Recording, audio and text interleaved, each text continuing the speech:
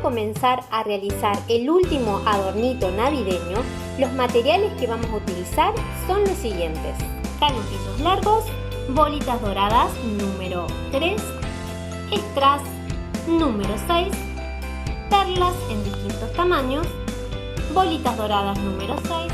Para realizar el bordado vamos a estar utilizando hilo de poliéster común y aguja de modista número 9, una tijerita de bordado y para sujetar nuestro adornito navideño un cordoncito de lurex de 1 a 2 milímetros de ancho. Para marcar el molde vamos a utilizar un marcador, ¿sí? Puede ser un marcador de tela o una lapicera o lápiz común.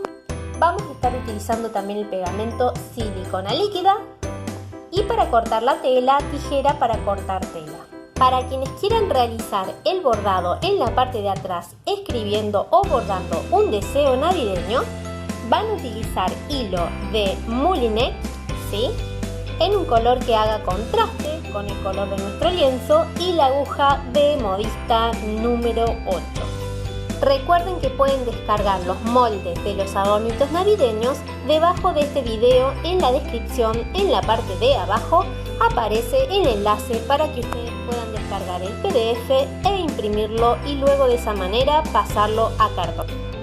Y la tela, que en este caso es un lienzo sintético.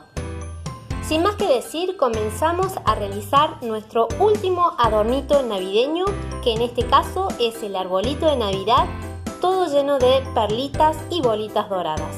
Comencemos.